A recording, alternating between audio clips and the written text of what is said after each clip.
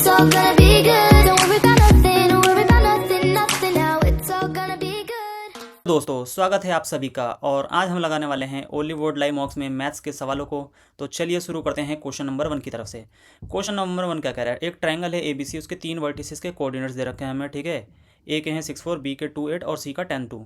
जी एक सेंट्रोइड बता रखा है ट्रायंगल का, और हमसे AG पूछा है, दैट इज AG की लेंथ। तो देखो सेंट्रोइड क्या होता है, सबसे पहले आपको पता होगा जो सेंट्रोइड होता है वो कहीं ना कहीं meeting points of all the medians होता है। किसी भी ट्रायंगल के जो मीडियंस होते हैं वो आपस में जहाँ पे आके मीट कर रहे हैं वो होता है एक तरह से, या इंटरसेक्शन पॉइंट ऑफ मीडियंस कह लो। और जो सेंट्रोइड होता है वो मीडियन को 2:1 में भी डिवाइड करता है, ठीक। ये चीज़ आगे समझ में। अब लेट अस सपोज इस केस में जो सेंट्रोइड के कोऑर्डिनेट्स होंगे वो कैसे गिवन होंगे, वो होंगे आपके x1 + x2 + x3/3, that is sum of x coordinates divided by 3 और sum of all the y coordinates divided by 3। ये आपका आ जाएगा सेंट्रोइड्स के कोऑर्डिनेट। लेट से हम G से डिनोट करते हैं सेंट्रोइड के कोऑर्डिनेट्स, ये x0 और y0, ठीक। यहाँ से हमें पता है x के कोऑर्डिनेट्स कौन कौन से हैं, 6 2 10, तो ये आ जाएगा 18 से हम 18 को डिवाइड करोगे 3 से, तो that is 18 divided by 3 6। Similarly y के कोऑर्डिनेट्स आ जाएंगे 8 4 12 to 14, तो 14 डिवाइडेड बाय 3। तो हमारे पास ये सेंट्रोइड्स के कोऑर्डिनेट आ गए। अब एक बार बताइए, सेंट्रोइड के कोऑर्डिनेट है, हमसे पूछा AG के, तो हमें A के कोऑर्डिनेट्स की वैल्यू चाहिए होगी बस। A का कोऑर्डिनेट है 6 4। अब हमें दो कोऑर्डिनेट्स दे रखे हैं, A कोऑर्डिनेट और G कोऑर्डिनेट, ठीक है। अब इसके थ्रू हमें जो लेंथ निकालनी है, लेंथ कैसे निकालोगे, आप बोलोगे x के कोऑर्डिनेट्स का डिफरेंस का स्क्वायर और y के कोऑर्डिनेट का डिफरेंस का स्क्वायर का सम कर दो, तो डेट इज 6 - 6 का होल स्क्वायर प्लस 4 - 14/3 का होल स्क्वायर। तो 6 से 6 ये तो कट गया, 0 आ गया, तो ये 4 - 14 डेट इज 2/3 और -2/3 डेट इज 4/9, और 4/9 का अंडर रूट बाहर निकालोगे तो ये आ जाएगा 2/3। सो 2/3 जो है वो लेंथ होगी AG की, कहने का मतलब A वर्टिसिस से G सेंट्रोइड के वर्टिसिस की डिस्टेंस की दूरी। So option C is the right answer. बढ़ते हैं अपने अगले क्वेश्चन की तरफ, और ये रहा हमारा अगला क्वेश्चन। एक स्विमिंग पूल है, ठीक है, उसमें 3 ड्रेन पाइप्स हैं।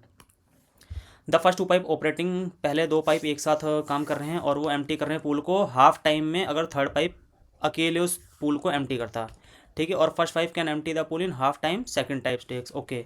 कुछ नहीं करते हैं हम, एक काम करते हैं, लेट से में 1 2 3 ये हमारे 3 एम्प्टी पाइप्स हैं, ठीक है, जो कि ड्रेन कर रहे हैं एक तरह से। अब हमसे क्वेश्चन में क्या कंडीशन दे रखी है, फर्स्ट पाइप। अच्छा देखो, इस क्वेश्चन को ना डायरेक्टली हम ऑप्शंस के थ्रू भी कहीं ना कहीं सेटिस्फाई कर सकते हैं। इस वाली अगर हम कंडीशन को देखें कि इसमें कह रहा है कि जब फर्स्ट पाइप है, ठीक, यहाँ देखना, first pipe can empty the pool in half the time, तो पहले पाइप का जो समय होगा हाफ होगा। अब देखो ऑप्शन ए में 12 16 ये हाफ नहीं आ रहा, 16 28 हाफ नहीं आ रहा, ऑप्शन सी में हाफ आ रहा और डी में भी नहीं, तो उसके हिसाब से ये ऑप्शन सी हो गया राइट आंसर, ठीक।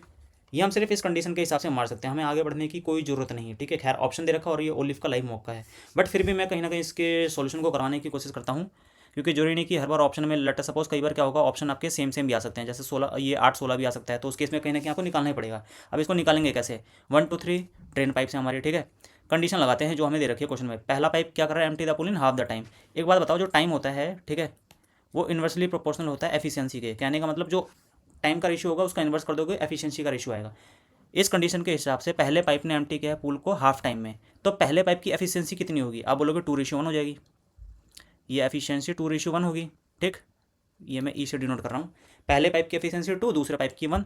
अब एक और कंडीशन दे रखी है कि जो पहले 2 पाइप अगर एक साथ ऑपरेट करें तो हाफ टाइम में कर रहे हैं, कहने का मतलब पहले 2 पाइप हाफ टाइम में कर रहे हैं, तो पहले 2 पाइप की जो कंबाइंड एफिशिएंसी होगी वो ट्वाइस होगी as compared to third pipe.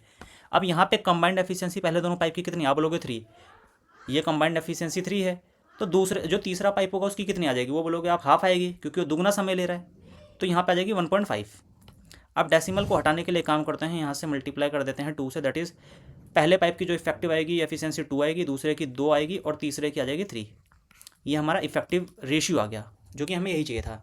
और क्वेश्चन में एक चीज़ और दे रखी है, तो तीनों मिलके 5 घंटे 20 मिनट में कर रहे हैं, 5 आवर्स 20 मिनट की जो फ्रैक्शनल वैल्यू कितनी आएगी, 20 मिनट्स की आ जाएगी, डेट इज़ 1/3। आप बोलोगे 60 से डिवाइड करेंगे आवर में कन्वर्ट करने के लिए, तो 60/3 आवर्स आ गई, ठीक। टोटल वर्क कितना होगा, आप बोलोगे टोटल वर्क कह लो, डेट इज आवर्स इंटू में एफिशिएंसी कंबाइंड, तो कंबाइंड एफिशिएंसी कितनी आ रही, 4 3 7 9 9 इंटू में 16/3, तो ये 3 से 3 गया, ये आ जाएगी 48।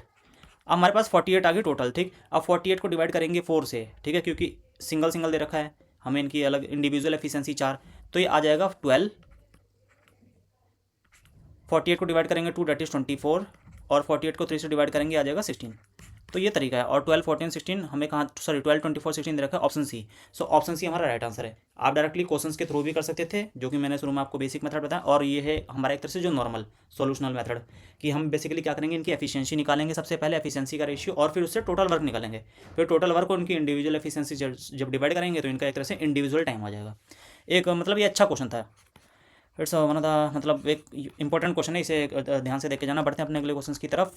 एक बैग है, ठीक है, उसके अंदर क्या है, 10 बॉल्स हैं, रेड बॉल, 8 ग्रीन बॉल और 4 ब्लू बॉल्स हैं। एक बॉल को हम ड्रॉ कर रहे हैं रैंडमली, ठीक है।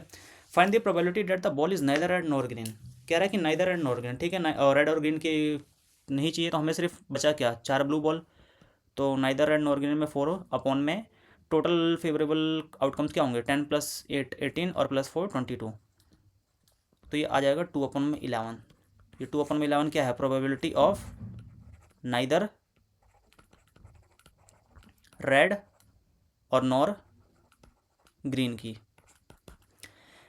2/11 दैट इज ऑप्शन है। बढ़ते हैं अपने अगले क्वेश्चन की तरफ। ये रहा हमारा अगला question. If A is equals to, ये दे रखा, ठीक है, तो 234 - 182 करेंगे, कितना आएगा, आप बोलोगे 34, 44, 54, 52। 52 में 12 प्लस करेंगे 64। तो ए की जो वैल्यू आएगी वो आएगी 64 अपॉन में 64 + 1। 64 से 64 गया 1, और 1 + 1 2। ए की वैल्यू 2 आ गई, ठीक है। हमसे इसकी वैल्यू पूछिए। जब पावर सेम हो, डिनोमिनेटर डिनोमिनेटर को हम इंडिविजुअली, मतलब पहले डिवाइड करके भी पावर को बाहर कर सकते हैं, ठीक है। ये आइडेंटिटी होती है। 5 को जब हमने डिवाइड किया तो ये आ गया 0.05। इसका स्क्वायर करना है, ए की वैल्यू 2 आई हमारी, ठीक है। 4 डेसिमल प्लेसेस में जाएगा और लास्ट डिजिट जो है वो 25 आएगी, second last digit, that is option number C. बढ़ते हैं अपने अगले क्वेश्चन की तरफ। और यह हमारा अगला क्वेश्चन क्या कह रहा है, 9 डे स्टडी में जो मीन टाइम है, ठीक है, हमारा जो मीन टाइम है वो कहीं ना कहीं दे रखा है 18, और sum of square that is summation of X square हमें दे रखा है 3060, ठीक है।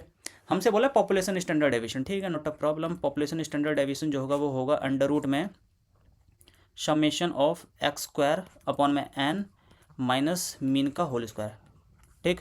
समेशन ऑफ एक्स स्क्वायर कितना है, आप बोलोगे 3060, अपॉन में हम करेंगे एन नंबर ऑफ टर्म्स, कितना है, 9 डे की स्टडी हुई थी, माइनस मीन है हमारा 18 का स्क्वायर। यहाँ हम 9 से जब कट करेंगे तो ये आ जाएगा 9 3 जा 9 4 जा 90, दैट इज़ 340, अंडर रूट में 340 माइनस 324, 18 का स्क्वायर 324, और अंडर रूट 16 की वैल्यू आ जाएगी आपकी 4। सो जो हमारा पॉपुलेशन स्टैंडर्ड डेविएशन आएगा वो आएगा 4। नॉर्मल था, फॉर्मूला बेस्ड क्वेश्चन था, ऐसा कोई इसमें डिफिकल्टी नहीं थी। बढ़ते हैं अपने अगले क्वेश्चन की तरफ। ये रहा हमारा अगला क्वेश्चन, ठीक है। क्वेश्चन क्या कह रहा है, क्वेश्चन कह रहा है कि इक्वेशन ऑफ लाइन हमें बतानी है जिसका स्लोप 4 है और इंटरसेप्ट जो है वो -3 यूनिट है वाई एक्सिस पे। तो देखो, जो जनरल इक्वेशन होती है ना किसी भी लाइन की, general equation of a line वो क्या होगी, वो होती है y = mx + c, जिसमें जो m है वो स्लोप होता है और जो c होता है वो इंटरसेप्ट होता है एक्सिस पे, इंटरसेप्ट ऑन एक्सिस, ठीक। हमें क्वेश्चन में m की वैल्यू दे रखी है, c की भी वैल्यू दे रखी है, तो क्या आ जाएगा यहाँ से, डायरेक्टली आ जाएगा 4x - 3। सो y = 4x - 3 क्या आएगा, y = 4x - 3 that is option B. मतलब एक तरह से बेसिक क्वेश्चन था ये भी, और बेसिक क्वेश्चन था। देखो, इंटरसेप्ट ऑन एक्स एक्सिस का मतलब क्या है, अगर आप डायरेक्टली से बनाओ, फॉर एग्जांपल कोऑर्डिनेट्स बनाता हूँ मैं, तो ये हो जाएगा, हमें पता है ये एक्स एक्सिस होता है, ये वाई एक्सिस होता है, और -3 यूनिट्स एक्स एक्सिस पे कर रहा है, तो -3 कहाँ आएगा, आप बोलोगे, फॉर एग्जांपल लेटर सपोज यहाँ से मैं लेता हूँ 1 2 और ये 3, तो ये हो जाएगा 0 -3। कहने का मतलब इंटरसेप्ट ऑन वाई एक्सिस का -3 यूनिट ऑन वाई एक्सिस का मतलब है कि जो इक्वेशन जो होगी लाइन की वो कहीं ना कहीं 0 - 3 से पास होगी। अब वो लाइन कहीं से भी आ सकती है, फॉर एग्जांपल लेटर सपोज वो यूँ भी आ सकती है, वो यूँ भी आ सकती है, ये भी हो सकती है, वो डिपेंड करता है कि उसकी m की वैल्यू पे स्लोप क्या है, ठीक है। But intercept on y axis का मतलब हो गया कि वो कहीं ना कहीं -3 यूनिट बिलो, मतलब एक तरह से गुजरेगी -3 पे वाई एक्सिस को काटते हुए, और वाई एक्सिस पे जो एक्स कोऑर्डिनेट होते हैं वो कहीं ना कहीं 0 होता है, तो 0 - 3 एक तरह से उसका पासिंग पॉइंट हो गया। और आप 0 - 3 अगर पुट भी करोगे यहाँ पे y = 4x mx + c वाले में, तो यहाँ से आप c की जो वैल्यू पाओगे -3 ही मिलेगी आपको। सो ये नॉर्मल क्वेश्चन था, कॉन्सेप्चुअल था। बढ़ते हैं अपने अगले क्वेश्चन की तरफ। Study the given table and answer the question that follows, ठीक है। The following table shows the cost of different fruit. अच्छा, अलग अलग फ्रूट्स की हमें कॉस्टिंग दे रखी है पर केजी अलग अलग वीक्स पे, ठीक। हमसे पूछा है total cost of 15 kg mangoes और 5 kg एप्पल्स ऑन वीक 4 की वैल्यूज लेनी है। कहने का मतलब इस वाले में सिर्फ हमें सर्च करना है, बाकी कुछ नहीं देखना। मैंगोज कितना है 15 kg, 15 पर kg की वैल्यू कितनी, आप बोलोगे 40। Similarly 5 kg apples, 5 kg apples W4 में एप्पल्स की जो वैल्यू है 200 है, 5 इंटू में 200, तो ये आ जाएगा आपका 1000 और ये आ जाएगा आपका 600,000 डेट इज 1600। हम नॉर्मल क्वेश्चन था, बस ये खामा वैल्यूज़ दे रखी थी कंफ्यूज करने के लिए, बट कोई ऐसा चाहिए डिफिकल्ट क्वेश्चन नहीं था। बढ़ते अपने अगले क्वेश्चन की तरफ। एक रोम्बस दे रखा है, ठीक है, उसका डायगोनल दे रखा है हमें, तो हमसे बोला what is the distance between its parallel lines.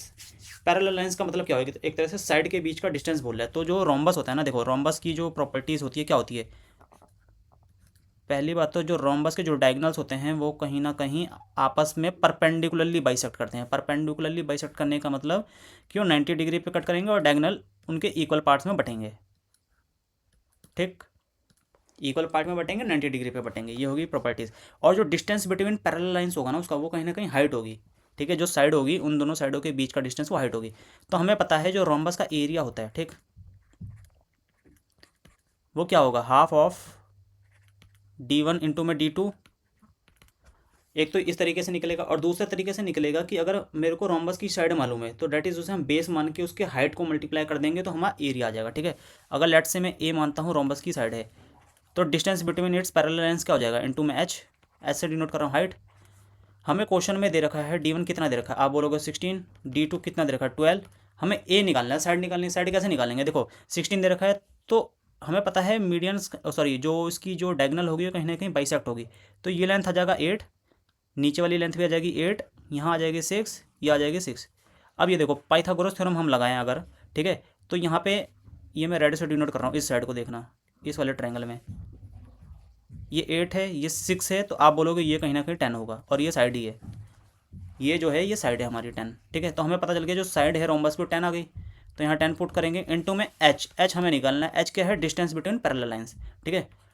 2 6 12 और यहाँ से आ जाएगा 96 को डिवाइड करोगे 10 से, तो that is 9.6। So 9.6 centimetre is the right answer, जो कि डिस्टेंस बिटवीन उनके पैरेलल लाइंस के बीच की हो जाएगी, ठीक है। बढ़ते हैं अपने अगले क्वेश्चन की तरफ। In the following figure there are 2 circles with centre and O, ठीक है, एन और ओ दो सेंटर्स हैं सर्कल के।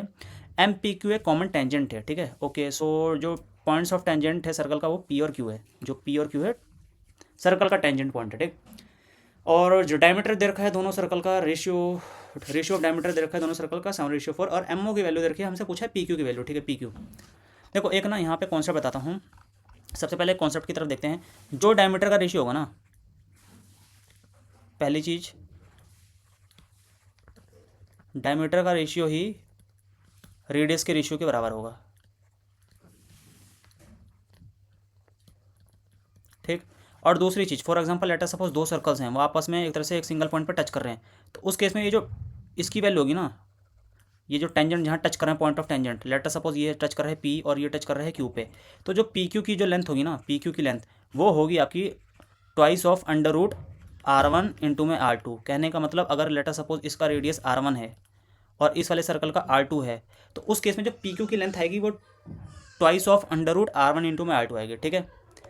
बढ़ते हैं अब अपने क्वेश्चन की तरफ। हमें क्वेश्चन में क्या दे रखा है, देखो 7:4 देखा है डायमीटर, तो हमें पता है जो रेडियस होगा वो भी 7:4 ही होगा, ठीक है। जो रेडियस होगा भैया आप बोलोगे वो भी 7:4 होगा। तो लेट सपोज मैं ले लेता हूँ उसे 7R और 4R, ठीक है, आर मैंने एक टर्म्स डिनोट कर दी। तो आप बोलोगे जो ओ क्यू की वैल्यू है, ठीक है, वो कितनी है 7R। सिमिलरली यहाँ पे एन पी की जो वैल्यू कितनी है 4R, तो यहाँ से ये वाली वैल्यू भी 4R होगी क्योंकि ये भी रेडियस है, और ये वाली जो वैल्यू है ये भी 7R होगी, ठीक है। अब ट्रायंगल एम एन पी को देखना, और हमें पता है जो सेंटर से हम कभी भी टेंजेंशियल पॉइंट पर जब लाइन ड्रॉ करते हो तो 90 डिग्री परपेंडिकुलरली होता है, ठीक है। तो ये भी एंगल 90 होगा और ये भी एंगल 90 होगा। अब ट्रायंगल एम एन पी को देखना, ट्रायंगल एम एन पी और ट्रायंगल एम ओ क्यू, तो आप बोलोगे ये दोनों क्या हैं, ये ट्रायंगल दोनों आपस में सिमिलर हैं क्योंकि एक डिग्री 90 है, एक कॉमन एंगल है, बाकी तीसरा एंगल भी बराबर हो जाएगा। तो एंगल से तीनों सिमिलर हो गए, ठीक है। सिमिलर होंगे तो इनकी कहीं ना कहीं साइड आपस में प्रोपोर्शनल होगी इन द सेंस की मतलब M1 अपॉन में MO की जो वैल्यू होगी वो बराबर होगी NP अपॉन में OQ, और NP अपॉन में OQ कितना है, आप बोलोगे 4:7 है। तो एक बात बताओ, जब 4:7 है तो मैं कह रहा हूँ यहाँ से MN अगर 4 है, ठीक है, MN अगर 4 है, ये अगर 4 है और ये टोटल हमें MO 7 दे रखा है, ये पूरा 7 है, तो ON कितना आएगा, आप बोलोगे जो ON होगा वो हमारा कहीं ना कहीं MO माइनस MN होगा, और MO माइनस NMN कितना होगा 7 - 4 डेट इज़ 3। तो ये जो ON है ना, ये यहाँ से यहाँ ये 3 है। ये हमने क्यों निकाला, क्योंकि हमें इसकी वैल्यू 11R दे रखी है, और अगर हम MN निकाल लें तो कहीं ना कहीं हम कंपेयर कर देंगे MO से, ठीक है।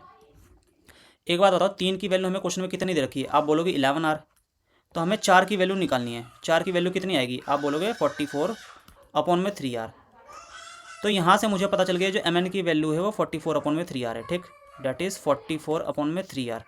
अब हमें MO कितना दे रखा है, MO दे रखा है 77, और ये कितना आ जाएगा, ये आ जाएगा आपका 11R plus 44/3R is equals to 77। यहाँ से आ जाएगा 77R/3 इज इक्वल्स टू 77 से 77 गया, और R की वैल्यू आ जाएगी 3। हमसे PQ की लेंथ पूछिए, PQ क्या होगा, अभी मैंने बताया ये डायरेक्ट कॉमन टेंजेंट होता है, ठीक है, ये DCT होती है। ये होगा ट्वाइस ऑफ रूट में R1 R2, R1 है 7R और R2 है 4R, तो यहाँ से आ जाएगा that is twice of R√28। R की वैल्यू 3 है, R की वैल्यू यहाँ से पुट कर देंगे, दैट इज़ 6√28। 6√28 ऑप्शन में है। अच्छा, इसे कोई नहीं फर्दर वो कर रहे हैं, तो 28 होगा, डेट इज़ √4 इंटू में √7, √4 को बाहर लेके आएंगे, डेट इज़ ये हो जाएगा ट्वाइस, तो ये हो जाएगा 12√7। 28 को हम लिख सकते हैं ना 4 इंटू में 7 रूट, और 2 को जब बाहर लेके आओगे तो 12। So option C is the right answer. ये one of the best question था, और SSC में पहले भी ये पूछा जा चुका है, पहले आते थे 90, 20, 21 के मतलब ईयर्स में। अभी तो खैर ऐसे क्वेश्चन SSC पूछ नहीं रही, बट फिर भी कहीं ना कहीं ये क्वेश्चन दे के जाना, इसमें कुछ नहीं था, हमें PQ की लेंथ निकालनी थी, और जो PQ है कहीं ना कहीं वो डायरेक्ट कॉमन टेंजेंट है, और उसकी जो वैल्यू होती है वो twice of root R1 into में R2 होती है। हमें R1 7R दे रखा था और R2 की वैल्यू 4R थी, तो हमें बस R की एक तरह से वैल्यू निकालनी थी। अगर R निकल जाती और वो हमने MO की वैल्यू से कंपेयर करके निकाल लिया। क्वेश्चन शानदार था, लाजवाब था, और बहुत अच्छा क्वेश्चन था। बढ़ते हैं अपने अगले क्वेश्चन की तरफ। If the radius of a cone is increase by 25%, ठीक है, और हाइट डिक्रीज हो रही है 20% से, तो परसेंटेज चेंज इन वॉल्यूम निकालना है, कुछ नहीं करना, ठीक है। रेडियस, वॉल्यूम का फॉर्मूला क्या होता है, आप बोलोगे किसी भी जो कोन में होता है वॉल्यूम का फॉर्मूला होता है 1/3 πr²h।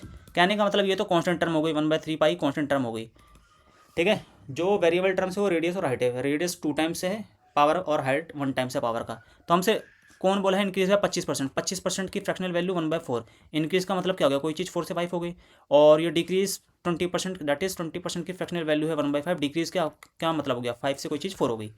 अब देखो रेडियस आप बोलोगे 4 से 5 हुई, फिर फर्दर 4 से 5 हुई क्योंकि पार्ट 2 है, और हाइट हो गई आपकी 5 से 4, ठीक है। इनको मल्टीप्लाई कर देते हैं। अब 4 ये 4 से 4 यहाँ जाएगा, ये 4 से 4, तो हमारे पास जो आ गया कहीं ना कहीं 4 से 5 आ गया जो वॉल्यूम हो, ठीक है। वॉल्यूम 4 से 5 हो रहा है, डैट मीन्स कि 1 इंक्रीमेंट हो रहा है 1/4 इंटू में 100, डेट इज 25%। सो जो वॉल्यूम इंक्रीज होगा वो कहीं ना कहीं 25% इंक्रीज हो जाएगा, ठीक है, percentage change in volume.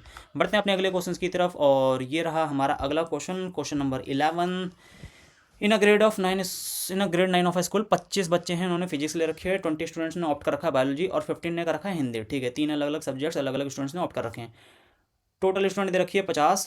All of this student कह रहा है कि जो जितने भी बच्चे हैं सभी ने एक सब्जेक्ट एटलीस्ट ऑप्ट कर रखा है, ठीक है। Exactly 4 of this student opted for all 3, और बता रहा है कि 4 बच्चे ऐसे हैं जिन्होंने सभी तीनों सब्जेक्ट्स को ऑप्ट किया है। तो हमसे पूछा है probability data randomly selected student of grade 11 ने एग्जैक्टली अच्छा सिर्फ एक सब्जेक्ट को चूज़ करने की। तो देखो यहाँ ने कॉन्सेप्ट बताता हूँ मैं आपको। सबसे पहले इस क्वेश्चन में कॉन्सेप्ट समझना पड़ेगा आपको, एक सेकेंड। ओके इज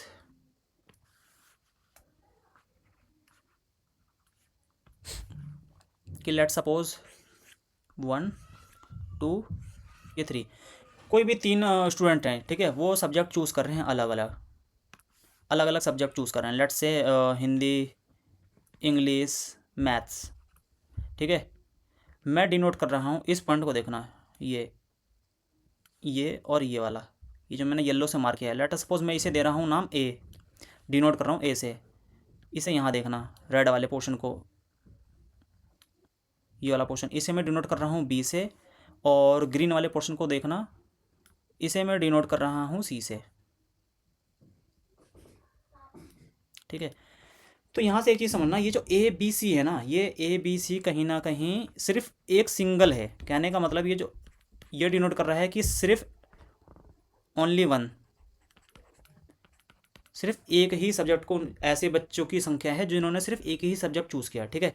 अब यहाँ पे देखना, ये जो मैं ब्लू वाला मार्क कर रहा हूँ, यहाँ पे भी ब्लू और ये भी ब्लू।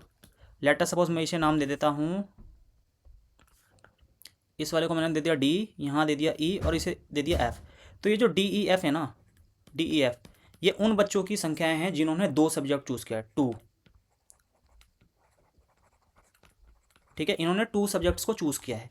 और ये वाला जो पोर्शन है ना, ये जो अंदर से मैं रेड से मार कर रहा हूँ, ये लेट सको उसमें से जी से डिनोट कर रहा हूँ, ये वो हैं जिन्होंने ऑल, सभी तीनों के तीनों subject, all subjects, all subjects. हमें क्वेश्चन में पूछा था कि सिर्फ ओनली वन। देखो क्वेश्चन में हमें क्या पूछा है, ऑप्टेड एग्जैक्टली वन, सिर्फ मतलब जिन्होंने सिर्फ एक ही चूज़ किया है। तो एक तरह से अगर हमें ए प्लस बी प्लस सी की वैल्यू निकालनी है अपने क्वेश्चन में, क्योंकि ए बी सी है एग्जैक्टली वन, या ओनली वन कह दो कि जिन्होंने एक ही चूज़ किया, या एग्जैक्टली वन। ठीक है, ये है, हो गया कॉन्सेप्ट। चलो हम क्वेश्चन में अब अपने लगाते हैं इस अपने कॉन्सेप्ट्स को। 25 फिजिक्स कर रखा है, हम इसका सबसे पहले बना लेते हैं।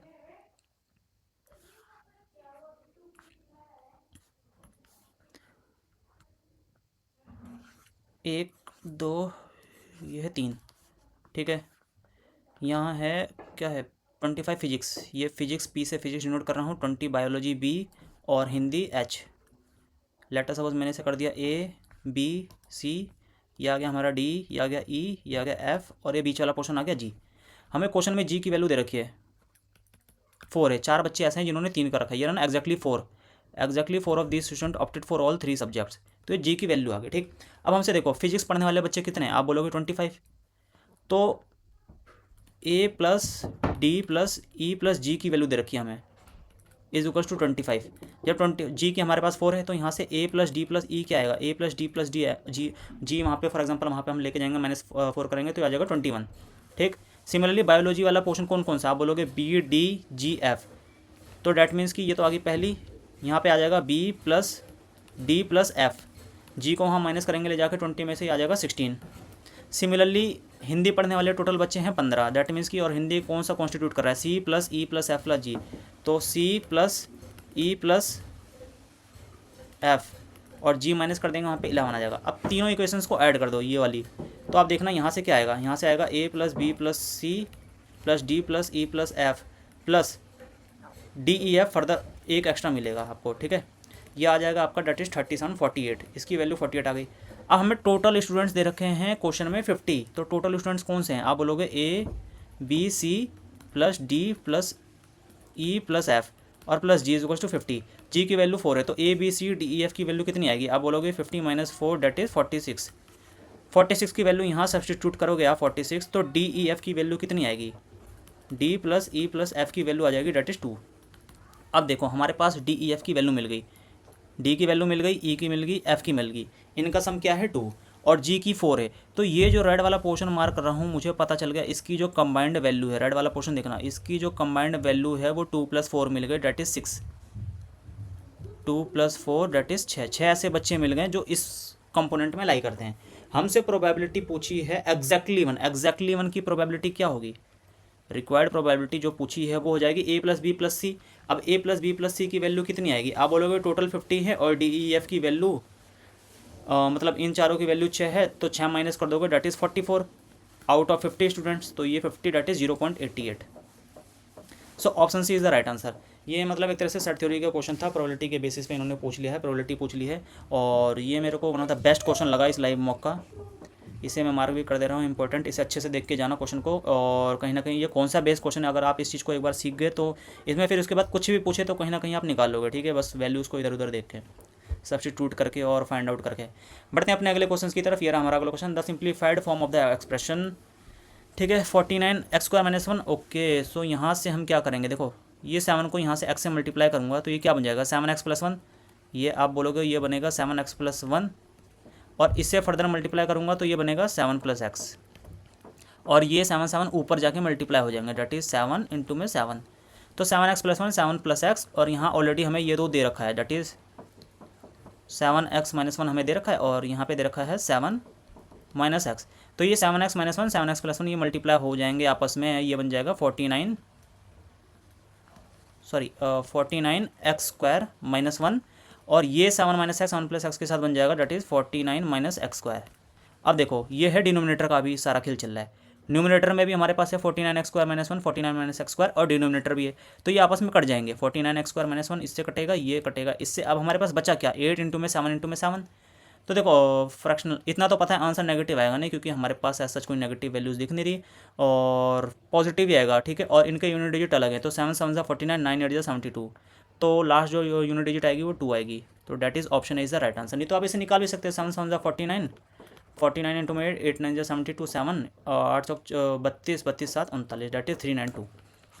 नॉर्मल क्वेश्चन था, बढ़िया था। बढ़ते हैं अपने अगले क्वेश्चन की तरफ। ABC ने एक पार्टनरशिप करी है, ठीक है। ABC इन्वेस्टमेंट का ratio, A invest 2 times as much as B, और B ने इन्वेस्ट किया है 2/5 टाइम्स ऑफ C, 2/5। तो लेटर सपोज मैं कह रहा हूँ C ने इन्वेस्ट किया है 5, तो B ने किया है 2, और A ने किया है A से दुगुना, तो A की आ जाएगी 4, ठीक है। ये आ गई तीनों की 4 to 5। अब हमसे बोला at the end of 5 year profit earn 5500 हो रहा है, तो 4 2 6 5 11, इसकी जो वैल्यूज़ आ रही है 11 यूनिट आ रही है रेशियो। ये हमसे क्वेश्चन में दे रखा है 5500 रुपीज़ के बराबर, तो एक की आ जाएगी, आप बोलोगे 500। प्रॉफिट शेयर ऑफ हमसे 4 का वो ए का पूछा है, ए का कितना है, आप बोलोगे 4 यूनिट, तो 500 इंटू में 4 डेट इज़ 2000 रुपीज़ मिलेंगे ए को। बढ़ते हैं अपने अगले क्वेश्चन की तरफ, और ये रहा हमारा अगला question. Find the number of arrangement of 8 boys and 7 girls around a circular table such that no 2 girls. अच्छा, हमें 8 बॉयज़ और 7 गर्ल्स को सर्कुलरली अरेंज करना है, और जिसमें 2 गर्ल एक साथ ना बैठे हैं, ठीक है। तो गर्ल्स को एक साथ नहीं बैठाना, दैट मीन्स कि हम सबसे पहले 8 बॉयज़ को फिक्स कर देंगे, ठीक है, सर्कुलरली। तो जो सर्कुलर परमुटेशन होता है n ऑब्जेक्ट्स का, ठीक है, आप बोलोगे वो कहीं ना कहीं n-1 फैक्टोरियल होता है। जो सर्कुलर परम्यूटेशन होता है, सर्कुलर परम्यूटेशन होता है n ऑब्जेक्ट्स का, वो n-1 फैक्टोरियल होता है। अब हम 8 बॉयज़ को सर्कुलरली टेबल पे फिट कर रहे हैं, एक तरह से बिठा रहे हैं, तो कितने तरीके से फिट करेंगे, आप बोलोगे डेट इज़ 8-1 का फैक्टोरियल, यह आ जाएगा 7 का फैक्टोरियल, ठीक। अब उन 8 बॉयज़ के बीच में आप बोलोगे कितने स्पेस बचे हैं, तो 8 स्पेस बचे हैं। देखो कैसे, लेटर सपोज ये है 1 2 3 4 5 6 7 8, ये जो मैंने ब्लू से मार्क है इन पे 8 बॉयज़ की पोजीशन है, ठीक। अब इनके बीच में देखो स्पेस कैसे बचे हैं, 8, एक स्पेस ये है, एक ये 2, ये हो गया 3, ये हो गया 4, ये 5, ये 6, ये 7, ये 8, ये 8 स्पेसेस है। और वैसे भी आपको पता होना चाहिए, तो खैर मैंने समझाने के लिए बताया, कभी भी जितने भी बॉयज़ हैं ना, जितने भी आर्टिकल्स हैं, अगर उनको सर्कुलरली अरेंज कर रहे हो, for example let us suppose कल को n है, कोई भी आइटम्स या आर्टिकल्स, उनको सर्कुलरली अरेंज कर रहे हो, तो उनके बीच में जो स्पेस होगा वो भी n ही होगा, ठीक है। इस केस में जैसे 8 बॉयज़ थे, तो इनके बीच में 8 स्पेस मिले। अब इस 8 स्पेस में हमें मालूम है टोटल कितना है, 8 स्पेस बचा है। अब इस 8 स्पेस में आपको क्या करना है, 7 गर्ल्स को अरेंज करना है। तो एक बात बताओ, एक तरह से हमें 8 स्पेस में से 7 स्पेस चूज़ करने हैं, तो चूज़ कैसे करेंगे, आप बोलोगे 8 में से 7 को चूज़ करने के लिए आप करोगे 8C7, ठीक है। कॉम्बिनेशंस के फॉर्मूले या कॉन्सेप्ट के बेसिस पे 7 को हमें चूज़ करना है फ्रॉम 8, तो 8C7 हो जाएगा। अब इस 7 जगह में हमें 7 गर्ल्स को बैठाना है, तो 7 गर्ल्स कितने तरीके से बैठेंगी, आप बोलोगे 7 के फैक्टोरियल से बैठेंगी, ठीक है। अरेंजमेंट हमसे पूछा था टोटल, तो टोटल अरेंजमेंट के लिए क्या करोगे, ये हमारे पास बॉयज़ की आ गई और ये गर्ल्स की आ गई, तो इन दोनों को मल्टीप्लाई कर दोगे, टोटल अरेंजमेंट्स आ जाएगा, डेट इज़ 7 का फैक्टोरियल इंटू में 8C7 इंटू में 7 का फैक्टोरियल। तो ये आ जाएगा 8C7 की वैल्यू आ जाएगी हमारे पास 8 इंटू में 7 का फैक्टोरियल इंटू में 7 का फैक्टोरियल। क्वेश्चन में क्या दे रखा है ऑप्शन में, ओके चलो ठीक है, एक हम फर्दर आगे भी बढ़ेंगे। अगर लेटर सपोज n का फैक्टोरियल है, इसमें हम इसके अगले टर्म से मल्टीप्लाई कर रहे हैं, डेट मीन्स कि n+1 से, तो ये बराबर हो जाएगा n+1 के फैक्टोरियल। कहने का मतलब लेटर सपोज हमारे पास 3 का फैक्टोरियल है, अब हम इसकी अगली टर्म मल्टीप्लाई कर देना इसमें 4, तो ये बराबर हो जाएगा 4 के फैक्टोरियल में। तो देखो 7 का फैक्टोरियल एक हम लेते हैं, इसमें अगली टर्म मल्टीप्लाई है, तो ये बन जाएगा 8 का फैक्टोरियल, और ये 7 का फैक्टोरियल रहेगा।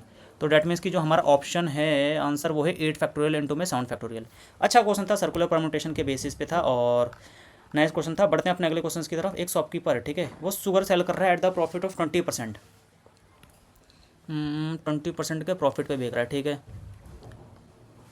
तो डेट इज CP हो गया, और यहाँ पे SP 20% की फ्रैक्शनल वैल्यू होगी 1/5, डेट इज़ कोई सामान 5 का था, उसे हमने 6 में बेचा, ठीक, 5 CP रहा होगा, 6 में बेचा।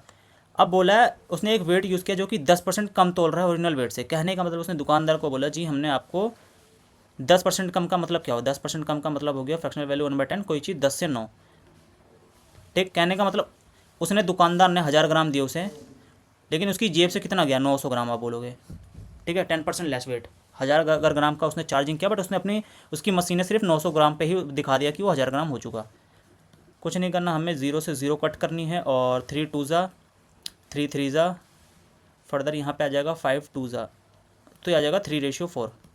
डैट मीन्स कि 1 का प्रॉफिट हो रहा है 3 पे, इंटू में 100 करेंगे तो ये आ जाएगा 33:1/3% का हमारा नेट प्रॉफिट हो रहा है, परसेंटेज का प्रॉफिट हो रहा है। So option D is the right answer. बढ़ते हैं अपने अगले क्वेश्चन की तरफ। ये रहा हमारा अगला question, cost price of a DVD. ठीक है, हमें डीवीडी की सीपी दे रखी है, अच्छा 280 कम है, सेलिंग प्राइस है। ठीक है, प्रॉफिट परसेंटेज पूछा, ठीक है, ये तो रेशियो से भी हो जाएगा। अगर वो डीवीडी को सेल कर रहा है 910, 910 क्या है आपका एसपी, ये प्रॉफिट है 280। अगर इसे मैं कट कर दूँ लेटेस्ट कॉस्ट 280 को, ये 0 0 कट गया, 7 4 ज़ा, और ये आ गया 13, तो डैट मीन्स कि एसपी की वैल्यू 13 है हमारी क्वेश्चन में, प्रॉफिट 4 हो रहा है, तो सीपी कितना आएगा? आप बोलोगे सीपी आ जाएगा 9, और हमें प्रॉफिट परसेंटेज बताना है, तो profit percentage that is profit 4 unit का, सीपी हमारी 9 यूनिट, इंटू में 100 कर देंगे, डेट इज़ 9 4 ज़ा 36, 44.44%। That is option C is the right answer. ठीक है, बढ़ते हैं अपने अगले क्वेश्चन की तरफ। ये रहा हमारा अगला question, grocer purchase 30 kg of wheat, इस हिसाब से 18 रुपये प्रति किलो के हिसाब से लिया, और 45 किलो वीट उसने लिया है 24 रुपये प्रति किलो के हिसाब से, और उसने बेचा है 20 रुपये। ठीक है, अमाउंट ऑफ प्रॉफिट और लॉस, देखो इसे आप डायरेक्टली भी कर सकते हो, क्योंकि वैल्यू ऐसा कोई बहुत ज़्यादा डिफिकल्ट नहीं दे रखी है। हमें पता है टोटल कितनी क्वांटिटी है, 30 45 75 kg। टोटल एसपी क्या हो जाएगा? आप बोलोगे जो टोटल एसपी हो जाएगा 75 इंटू में 20, 75 इंटू में 20, डॉट मतलब 20 रिप्रेजेंट करा, 1500 आ गया हमारा टोटल एसपी। अब टोटल सीपी कितना होगा? अगर आप बोलोगे टोटल सीपी हो जाएगा हमारा, इन दोनों को मल्टीप्लाई करेंगे 540, और इन दोनों को मल्टीप्लाई करेंगे तो 45 900 और 1080।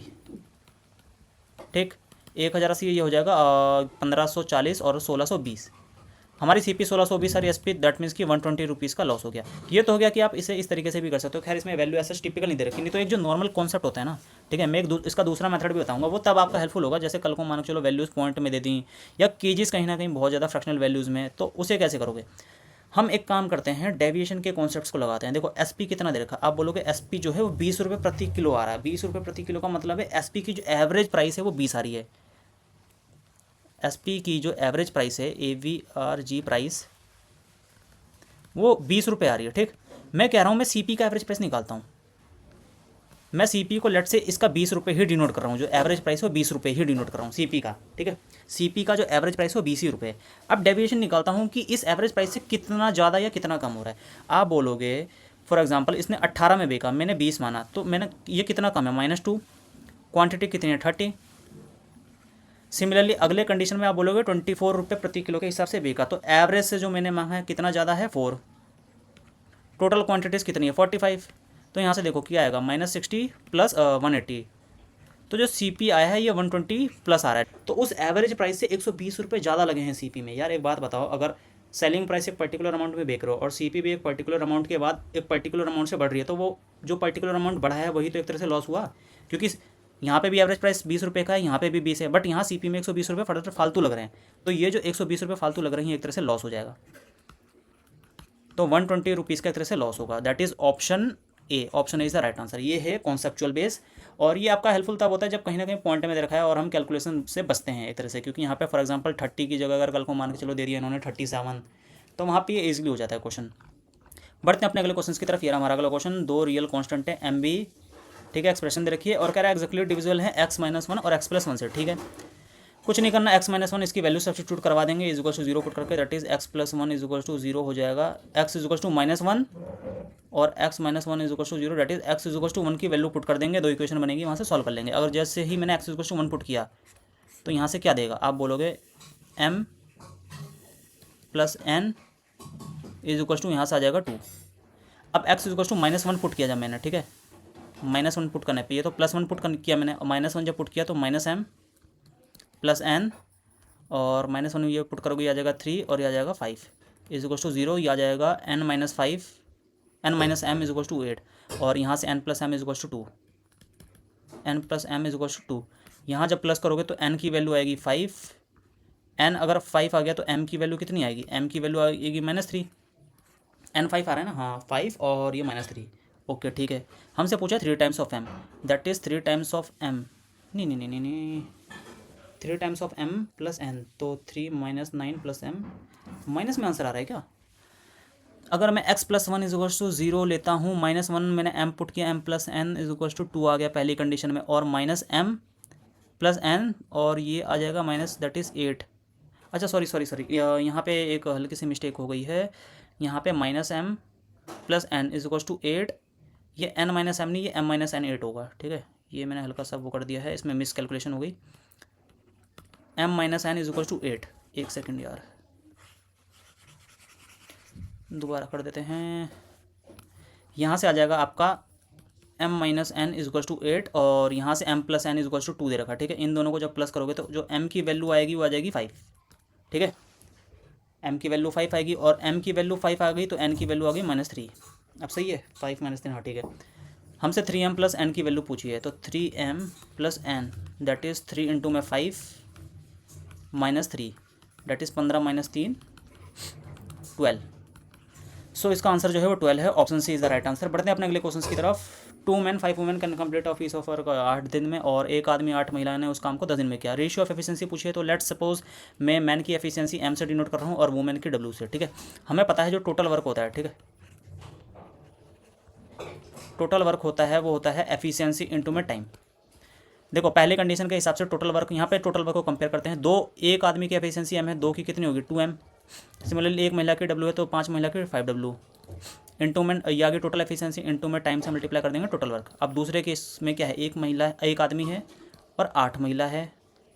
ये टोटल दिन में कितने में कर रहे हैं, आप बोलोगे 10, तो 2 5 जा और 2 4 जा, ये आ जाएगा 8m plus 20w is equals to 5m plus 40w और यहाँ से आ जाएगा 3m is equals to 20w। तो m अपॉन में w जो है वो आ जाएगा 20/3 that is 20:3। 20:3 option D is the right answer. जो एफिशिएंसी आएगी मैन वुमेन को 20:3 आएगी। बढ़ते हैं अपने अगले क्वेश्चन की तरफ। ये रहा हमारा अगला क्वेश्चन। क्वेश्चन क्या कह रहा है, क्वेश्चन कह रहा है कि प्रिया ने अपनी मंथली इनकम को अपनी 4 बेटियों में डिस्ट्रीब्यूट किया, किस अनुपात में। ये अनुपात हमें दे रखा है दैट इज 2/3, 1/2, 4/5 या 1/3, ठीक है। एलसीएम इसका आ जाएगा फॉर एग्जांपल 30 से हम इसे हटाएंगे, कितना जाएगा दैट इज़ 20। रेशियो 2 से डिवाइड करेंगे 30 को 15, 5 को डिवाइड करेंगे 30 से 6 इंटू में 4 दैट इज़ 24 और 30 को डिवाइड करेंगे 3। तो इनकी चारों डॉटर का अनुपात आ गया। इस अनुपात में उन चारों लड़कियों, उसकी जो लड़की होंगी प्रिया की, उनको वो पैसा देगी, ठीक। अब बोले the amount receive by daughter who got smallest part of Priya's income. Priya की इनकम का जो स्मॉलेस्ट पार्ट जो मिला है वो है 1720। स्मॉलेस्ट पार्ट कौन सा है, आप बोलोगे 10, ये रहा ना स्मॉलेस्ट पार्ट। इस 10 यूनिट की वैल्यू हमें क्वेश्चन में दे रखी है 1720 रुपये, ठीक। तो 1 यूनिट की वैल्यू कितनी आएगी, आप बोलोगे जो 1 यूनिट की वैल्यू आएगी वो 172 रुपीज़ आएगी, ठीक। हमसे बोला है Priya's monthly income lies between 12,250 13,000। एक बात बताओ, टोटल इसका सम यही तो बटा है, टोटल इसका सम कितना आएगा रेशियो का, आप बोलोगे 20, 44, 59, 69 यूनिट। हमसे 1 यूनिट की वैल्यू 172 है, तो 172 69 यूनिट की वैल्यू कितनी आएगी, आप बोलोगे अगर 69 को मल्टीप्लाई करूँ 179 से 72 से, सॉरी 69 इंटू में 172। मैं काम करता हूँ एक अप्रॉक्सीमेट वैल्यू लेता हूँ, 69 की जगह मैं 70 पुट कर दूँ अगर ज़्यादा, तो कितना आएगा। लेकिन जो मेरा एक्चुअल आंसर होगा वो कहीं ना कहीं कम होगा, क्यों, क्योंकि मैं एक से ज़्यादा मल्टीप्लाई कर रहा हूँ, 70 ले रहा हूँ। तो यहाँ से आ जाएगा, आप देखोगे 7 2 14, 7 से 49 नहीं, हाँ 7 2 41, 49 5 12040। कहने का मतलब मैंने जब 70 से मल्टीप्लाई किया तो 12,040 आ रहा है, बट हमसे क्वेश्चन में बोला 12,250 13,000 के बीच में। बट मुझे पता है जो मेरी रियल वैल्यू आएगी प्रिया की मंथली इनकम वो 12,040 से कम आएगी, क्योंकि मैंने 70 से मल्टीप्लाई किया है। तो ऑप्शन ए तो होगा नहीं, ठीक।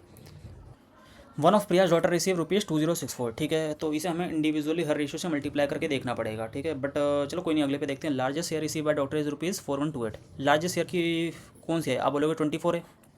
24 को जब मैं 172 से मल्टीप्लाई करोगे, ठीक है, तो कितना आएगा 24 172। पहले इसे 2 में तोड़ दो, 2 इंटू में 12 दैट इज़ 344 इंटू में 12। अब ये आ जाएगा 12 4 48 4, 12 4 48 52 कैरी 5 और 12 3 36 41 4128, ठीक है। That is option C satisfied हो रहा है। अब जब ऑप्शन सी सेटिस्फाइड हो गया तो खैर मेरे को तो बी चेक करने की जरूरत भी नहीं है, फिर भी चेक कर लेता हूँ। एक बात बताओ, 4128 और 2064, कहीं ना कहीं 2064 ये रहा ना हमारा 2064, ये क्या है, ये 2 टाइम्स ही तो, सॉरी हाँ ये हाफ ही तो है 4128 का।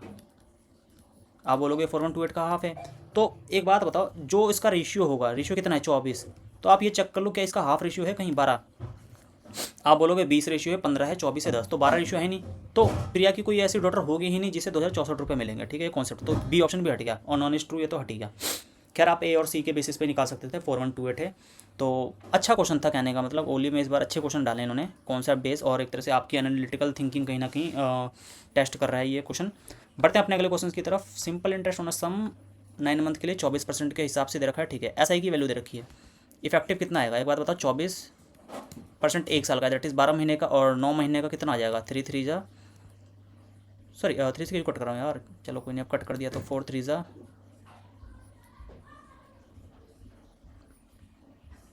6 जा, दैट इज़ 18%। एक बात बताओ, कोई भी कुछ भी प्रिंसिपल रहा होगा उसका 18% कितना है, हमें क्वेश्चन में दे रखा है 8460 है, तो 100% की वैल्यू निकालनी है। तो 18 4 जा 72, 126, 18 7 जा 126 0, या ये 1% की वैल्यू और 100% के लिए 100 से मल्टीप्लाई करेंगे, that is 47000, that is option B is the right answer. Basic question था, बढ़ते हैं अपने अगले क्वेश्चन की तरफ। सैके कोसैके दे रखा है, ठीक है। सैके कोसैके कब होगा, जब ए इज इक्वल्स टू 45 होगा।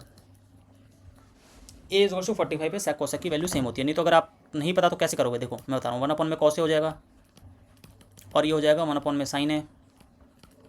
साइन ए को यहाँ पे लेकर जाएंगे तो ये हो जाएगा साइन ए अपॉन में cos A, sine A upon में cos A is equals to 1, और साइन ए अपॉन में कॉस ए ये होता है tan A, tan A is equals to 1 है, ठीक। तो यहाँ से ए की वैल्यू क्या आएगी, आप बोलोगे ए की वैल्यू है 45 डिग्री आ जाएगी, ठीक। अब यहाँ पे पुट कर दो sine square A, sine 45 is to 1/2 होता है, 1/2 का square that is 1/2। Similarly 45 tan 45 पे 1 का square 1 that is 1/3, minus cos square 45 1/2 होता है, दैट इज़ 1/2 और प्लस 1। तो यहाँ से हो जाएगा फॉर एग्जांपल ये हो गया 1 माइनस 1/2, दैट इज़ ये 1 हो गया, ये 1 हो गया, तो 2 आ जाएगा, प्लस 1/3 माइनस 1/2, तो 2 इसको इससे ऑपरेट कराएंगे, दैट इज़ आ जाएगा 3/2, और ये बचा 1/3, तो 9 + 1 that is 11/6। So 11/6 that is option A is the right answer. Normal था, कॉन्सेप्चुअल मतलब नॉर्मल था ये, आइडेंटिटी बेसिस पे। और बढ़ते हैं अपने अगले क्वेश्चन की तरफ। One of the side of a right angle triangle squares बने हैं, ठीक है। मैं राइट एंगल ट्रायंगल बनाता हूँ, इस पर स्क्वायर्स बना रखे हैं इन्होंने।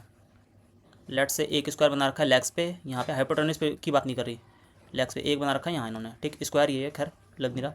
इसकी जो एरिया दे रखा है 25 दे रखा है, इसका दे रखा है 144। हमसे ट्रायंगल का एरिया पूछा है, ठीक है। तो देखो इसका अगर एरिया 25 है तो कहीं ना कहीं हमें पता है जो स्क्वायर की जो एरिया होता है वो साइड का स्क्वायर होता है। तो ये जो हमारे पास साइड आएगी ना, ये कितना आ जाएगा, ये आप बोलोगे 12 आएगा, क्योंकि ये साइड कॉन्स्टिट्यूट कर रहा है, ये जो ट्रायंगल की साइड है वो स्क्वायर की भी साइड है। सिमिलरली यहाँ पे क्या आएगा, आप बोलोगे यहाँ 5 आएगा, ठीक है, यहाँ 5 आ जाएगा। अब इसका एरिया कैसे निकालोगे, जो एरिया निकलेगा वो हाफ ऑफ बेस इंटू में हाइट होता है, डेट इज़ 12 इंटू में 5, यहाँ से 2 से गया 6, 6 5 30, सो 30 centimetre square is the right answer. बढ़ते हैं अपने अगले क्वेश्चन की तरफ। और एक सिलेंडर है, ठीक है। सिलेंडर पहले बना लेते हैं हम।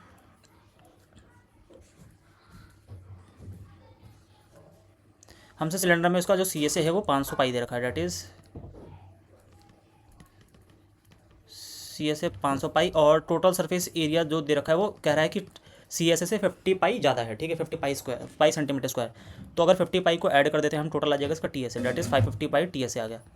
अब एक बार बताओ इनका रेशियो क्या होगा, आप बोलोगे सॉरी इसका फॉर्मूला होता है कर्व सरफेस एरिया का 2 पाई RH। सिलेंडर के कर्व सरफेस एरिया का 2 पाई RH, टोटल सरफेस एरिया होता है 2 पाई R H + R। तो मैं कह रहा हूँ इसे कंपेयर कर देते हैं, पाई से पाई गया, ये आ जाएगा आपका ऊपर 50 से 10 में जाएगा, 50 से 11 में जाएगा, 2 पाई R से 2 पाई R कट जाएगा, H और H अपॉन में R 11, 10:11 है। तो यहाँ से H की जो डायरेक्टली वैल्यू आपको दिख रही है वो क्या दिख रही है, आप बोलोगे H अगर 10 है, H + R 11 है, तो R की जो वैल्यू है वो कहीं ना कहीं 1 होगी। तो कहने का मतलब है, लेटर सपोज ये है R हमारी 1 है, मैं लेटर सपोज ऐसे लिख देता हूँ यार, H रेशियो R है 10:1, तो मैं H को 10A डिनोट कर देता हूँ, ठीक है, ये 10A और रेडियस हमारी A आ गई। हमसे वॉल्यूम पूछा है, ठीक है। वॉल्यूम क्या होता है, वॉल्यूम आप बोलोगे पाई R स्क्वायर H होता है, तो पाई A स्क्वायर इंटू में 10A, तो ये आ जाएगा 10 पाई A⁻। अब A की हमें वैल्यू निकालनी है, तो हम किसी भी एक इक्वेशन में डाल के पुट कर लेते हैं। लेट्स से CSA में डालते हैं, CSA हमारा दे रखा है 500 पाई, और ये बराबर होता है 2 पाई RH के।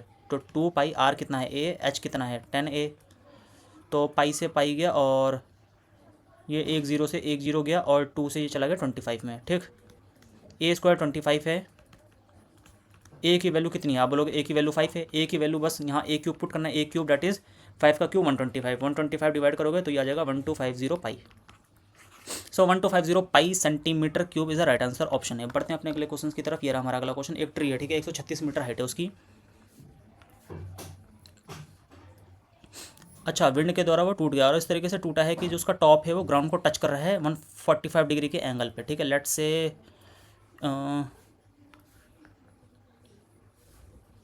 ये है, ठीक, ये यहाँ से टूट गया ट्री, ये इसने ग्राउंड के पॉइंट को टच किया है। Let's say C is the point on ground, ये है ए बी डी, और ये 45 डिग्री का एंगल बना रहा है। हमें मालूम है अगर कभी भी 45 डिग्री का एंगल बनता है, जो रेशियो आते हैं साइड्स के, क्या आएगा, आप बोलोगे BD1 रेशियो, CD1 रेशियो और BC आ गया √2 रेशियो, ठीक। अब ये जो BC है वो AB के इक्विवेलेंट है, क्यों, क्योंकि ये जो पेड़ टूटा है कहीं ना कहीं यही तो आके गिरा है। तो आप बोलोगे ये जैसे फॉर एग्जांपल गिरा है यहाँ पे, तो AB भी कहीं ना कहीं √2 है, ठीक है। हमसे पूछा है at what height from the bottom, bottom से पूछा है, ये बॉटम से ट्री की साइड पे टूटा है, तो बॉटम से डेट इज डी से टूटा है 1 यूनिट। हमें पता है AD की जो लेंथ दे रखी है ट्री की हाइट वो 136 है, और ये है √2 + 1 यूनिट की वैल्यू, ये हमसे दे रखा है 136। 1 यूनिट की वैल्यू हमें निकालनी है, क्योंकि बॉटम से जो हमें बताना है ट्री की साइड पे टूटा है वो एक ही यूनिट है। अगर हमसे क्वेश्चन में पूछता है कि लेट अस सपोज टॉप से बताना है, टॉप से किस साइड से टूटा है, तो हम √2 की वैल्यू निकालते हैं, √2 यूनिट। 1 यूनिट की वैल्यू आ जाएगी 136 अपॉन में √2 + 1, तो 136 अपॉन में √2 + 1 डेट इज ऑप्शन ए, ठीक है। एक सेकेंड, ऑप्शन ए, हाँ ठीक है। क्या ऑप्शन गलत डाल रखे हैं क्या, क्योंकि अगर हम इसे फर्दर रेशनलाइज करें फॉर एग्जांपल, ठीक, अगर हम इसे फर्दर रेशनलाइज करें तो मुझे पता है 126 √2 - 1 √2 - 1 ये आपस में कट जाएंगे और ये बचेगा 136 √2 - 1। सो इसका आंसर ये भी हो सकता है यार, बट क्या पता ओलिव के ऑप्शन में ये देखो, या क्या पता मैंने गलती से गलत डाल दिया ऑप्शन, बट खैर इतना पता है इसका जो आंसर है 136 अपॉन में √2 + 1 या तो 136 √2 - 1। सो इसके हिसाब से तो ऑप्शन इसका ये डी भी सही है, देखना पड़ेगा। खैर ऑप्शन तो यही दिए थे, बट कोई नहीं, तरीका हमें मालूम होना चाहिए। तरीका यही लगेगा कॉन्सेप्ट कि जो हाइट टूटी है और 1 1 √2 होगा, √2 + 1 की वैल्यू उसे इक्वेट कर देंगे ट्री की हाइट से, और हमें 1 यूनिट की वैल्यू निकालनी है। तो जो 1 यूनिट की वैल्यू आएगी वो 136 √2 - 1 आएगी। बढ़ते हैं अपने अगले क्वेश्चन की तरफ। ये रहा हमारा अगला क्वेश्चन। हमसे बोला ई सेंट्रोइड है ट्रायंगल का, ठीक है। सेंट्रोइड हमें मालूम था क्या होता है, अभी हमने ऊपर शायद क्वेश्चन में भी किया था, पहला ही क्वेश्चन था जहाँ से सेंट्रोइड के कॉन्सेप्ट पे, जहाँ पे एक तरह से मीडियन आके मिल रही है, ठीक है। ABBCC ये राइट एंगल ट्रायंगल दे रखा है, ABBCC है, ये 8 है, ये 15 है और ये 17 है। हमसे BE की वैल्यू पूछी है। अच्छा, E हमें सेंट्रोइड पॉइंट दे रखा है, ये BE, ठीक है। तो भाई देखो, हमें मालूम है जो सेंट्रोइड है वो मीडियन को डिवाइड करता है 2:1 में। अब मैं इसे अगर एक्सटेंड कर दूँ फर्दर, लेटर सपोज से यहाँ पे आता है G पॉइंट ट्रायंगल पे, तो जो BE रेशियो EG होगा वो 2:1 होगा, ठीक। और राइट एंगल ट्रायंगल में, राइट एंगल ट्रायंगल में जो मीडियन होता है ना वो हाइपोटेन्यूज का हाफ होता है, हाइपोटेन्यूज का हाफ होगा। तो यहाँ से आप बोलोगे मीडियन की लेंथ कितनी आएगी, लेट से मीडियन की लेंथ आ जाएगी आपकी 17/2, और हमसे क्या बोला है, हमसे पूछा है BE, तो जो BE होगा वो 2/3 ऑफ BG होगा, और BG क्या है हमारी मीडियन, तो ये आ जाएगा 2/3 इंटू में 17/2, 2 से 2 गया, आप बोलोगे इसका आंसर जो आएगा BG की लेंथ वो 17/3 सेंटीमीटर आ जाएगी। 17/3 that is option A is the right answer. कौन सा बेस क्वेश्चन था, ठीक है। खैर बढ़ते हैं अपने अगले क्वेश्चन की तरफ। Population of a town increases by P% in first year, ठीक है। हम फर्स्ट ईयर सेकेंड ईयर, पहले ईयर में बढ़ रहा है P% और डिक्रीज हो रहा है Q%, plus minus. After 2 years population becomes X, ठीक है, पॉपुलेशन X बन रही है अब। If instead population had increase by M% first year. अच्छा, कह रहा है कि ईच ईयर M% बढ़ती, कहने का मतलब अगली कंडीशन दे दी, M% यहाँ पे बढ़ रही है, M% यहाँ पे बढ़ रही है, प्लस और प्लस। तो जो पॉपुलेशन है वो ग्रेटर होती Y से, कहने का मतलब, और इनिशियल पॉपुलेशन जड़ दे रखी है, ठीक है। ओके, काफ़ी कॉम्प्लेक्स है यार ये क्वेश्चन, अच्छा है। ये इनिशियल पॉपुलेशन है, सो दोनों केस में इनिशियल पॉपुलेशन हमारी ZZ है, P% Q% बढ़ रही है तो उस केस में X हो जा रही है, और यहाँ पे Y इंक्रीज हो रही है ग्रेटर देन, ठीक है, ग्रेटर देन Y। अब हमसे क्या बोला है इनिशियल, अच्छा स्टेटमेंट दे दी, स्टेटमेंट P है 20, P20 और Q10 एक्स हमें 9720 है M5 और Y 720Z। ठीक है यार, करते हैं। क्वेश्चन काफ़ी अच्छा है। पहली कंडीशन के हिसाब से हमें मालूम है 9000 दे रखी है इनिशियल पॉपुलेशन, ठीक। और पी क्यू की वैल्यू है 20 10, दैट इज 20 बढ़ रहा है 10 घट रहा है। तो 20 और 10 के हिसाब से कितना होगा, आप बोलोगे 20 माइनस 10 माइनस 20 इंटू में 10/100 जब आप करोगे तो ये आ जाएगा 8%। तो 8% इंक्रीज़ हो रही है, तो 9000 का 8% आप बोलोगे, ठीक है। 9000 का जो 8% है वो 720 आ रहा है। तो कहीं ना कहीं एक्स की वैल्यू 720 सॉरी, एक्स की वैल्यू 9720, ठीक है, यहाँ तक तो ठीक है। अब एम बोला है 5%। तो एक बात बताओ, 5% का जो नेट इफेक्टिव आएगा वो कितना आएगा, दोनों बार 5% बढ़ रहा है, आप बोलोगे जो इफेक्टिव आएगा वो आएगा 10.25। अब हमें मालूम है 9000 का अगर 10.25 निकालूँ, अगर मैं 10% निकालूँ तो 900 आएगा, ठीक है। तो 900 बढ़ गई यूनिट वैसे ही, तो इन्होंने 720 दे रखा है, दैट इज़ ए गलत है। सो स्टेटमेंट 1 तो गलत हो गई, ठीक है, क्योंकि 10% पे ही 900 वैल्यू आ रही है और 720 इन्होंने बोला है कि 720 बढ़ रही है, तो ये तो गलत हो गया। अब हम आते हैं फर्दर इस वाले पे। अच्छा, इसमें जड़ ही इन्होंने चेंज कर दिया, कोई नहीं, इसे डिनोट करता हूँ मैं रेड से। अब दूसरे वाले को लेते हैं, ठीक है। यहाँ जड़ हमें दे रखा है 10,000 और कंडीशन दे रखी है पी 25% बढ़ रहा है, ठीक है। पी बढ़ रहा है 25%, क्यू घट रहा है 20%। तो एक बात बताओ, मुझे पता है 0 आ जाएगा, 25 इंटू में 20/100 डैट इज़ आ जाएगा 5 माइनस, ये आ जाएगा 25 चौक 5 माइनस 5 डैट इज़ 0%।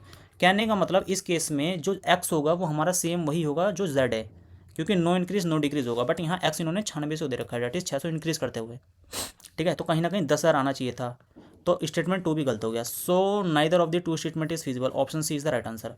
ये भी one of the best question था, कौन सा बेस था और एक तरह से कहीं ना कहीं एनालिटिकल थिंकिंग के बेसिस पे था। बट क्वेश्चन आसान था, ऐसा कोई डिफिकल्ट नहीं था, बस समझने वाली थी। खैर, क्वेश्चन ऐसा देखने में लग रहा है कि क्या पूछ लिया, बहुत बड़ा है, बट ये बहुत बेसिक क्वेश्चन है, ईजी क्वेश्चन है। बढ़ते अपने अगले क्वेश्चन की तरफ। एक सर्टेन सम है, ठीक है, वो 3240 हो रहा है दूसरे 2 ईयर में और 3888 हो रहा है 3 साल में।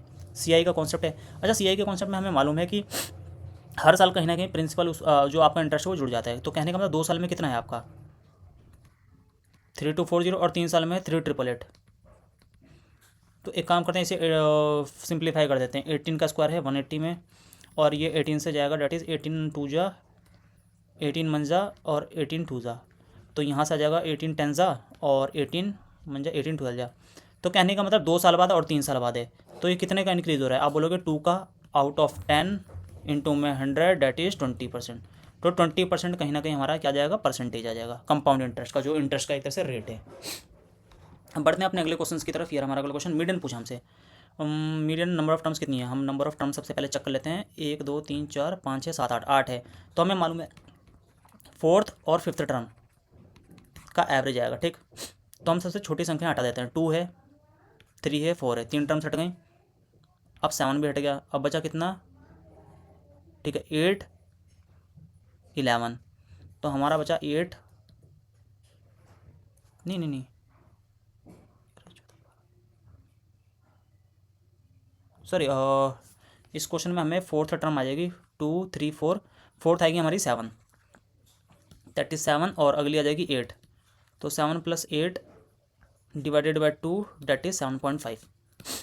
7.5 that is option number D. Option D is the right answer, क्योंकि हमें चौथी और 5वीं टर्म चाहिए। तो हम शुरू की 3 टर्म्स हटाएंगे, 3 हट जाएगी हमारी 2 3 4, बची अगली 7वीं और फिर अगली 8वीं। तो 7 + 8/2 डैट इज़ 7.5। बढ़ते हैं अपने अगले क्वेश्चन की तरफ। यार हमारा अगला क्वेश्चन एक बस है, ठीक है, वो 4800 मीटर बिहाइंड है बस वाई से, ठीक है भैया। बस एक्स इज़ 48 मीटर बिहाइंड, ये रही एक्स और यहाँ पे है वाई, इनके बीच की दूरी है 4800 मीटर।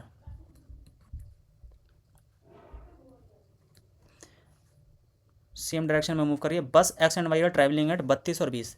ये वाई ट्रैवल कर रही है 20 मीटर पर सेकंड के हिसाब से और एक्स ट्रैवल कर रही है 32 मीटर पर सेकंड। अब बोला इन हाउ मच टाइम बस एक्स विल ओवरटेक, ठीक है। एक्स ओवरटेक क्या करेंगे, रिलेटिव स्पीड्स टाइम पूछा है, तो डिस्टेंस दे रखा है 4800 और रिलेटिव स्पीड इनकी निकालेंगे। रिलेटिव स्पीड आएगी डैट इज़ 32 - 20, डैट इज़ 4800 को 12 से जब डिवाइड करेंगे तो ये आ जाएगा 400। तो 400 सेकेंड हमारा आंसर आएगा। उस टाइम में क्या करेगी, जो बस एक्स है जो कि 4800 मीटर पीछे है, वो कहीं ना कहीं बस वाई को ओवरटेक कर लेगी, या यूँ कह लो कि पकड़ लेगी। That is option number D. Option D is the right answer. Okay, so ये हमारा लास्ट क्वेश्चन था। आई होप सो आपको वीडियो पसंद आई होगी। अगर आई हो तो प्लीज़ लाइक करें, कमेंट करें, और हाँ, अगर आपके कोई भी डाउट या क्वेरीज होते हैं तो प्लीज़ उसे कमेंट सेक्शन में रेज़ करें या पूछें, और मैं उन्हें कहीं ना कहीं अगली वीडियोज़ में सॉर्ट आउट करने की कोशिश करूँगा। और मेरी यही यहाँ पे मतलब इस प्लेटफॉर्म पे मैं यही कर रहा हूँ कि जितने भी ओलिव के मॉक्स के क्वेश्चन है, ठीक है, वो करा रहा हूँ, चाहे वो लाइव्स के थ्रू हो या चाहे इनके ऑलरेडी जो इनबिल्ड मॉक्स हैं, ठीक है। और अब बस यही है कि आप मेरे इस प्लेटफॉर्म पे जुड़ रहे हैं, और मेंस तक मेरा ये मतलब टारगेट है कि आपको कहीं ना कहीं इनके जितने भी क्वेश्चन है उसको करा देना। उससे क्या होगा कि एक तरह से जितने भी एसएससी के प्रीवियस ईयर के कॉन्सेप्ट्स के क्वेश्चन हैं वो कहीं ना कहीं आप उनके थ्रू गो थ्रू हो जाएंगे, और आपके सारे कॉन्सेप्ट्स कहीं ना कहीं माइंड में एक तरह से फिर रिवाइज हो जाएंगे, ठीक है। बस इस वीडियो में इतना ही, और मिलते हैं आपको अपनी अगली वीडियो में। तब तक के लिए बाय बाय।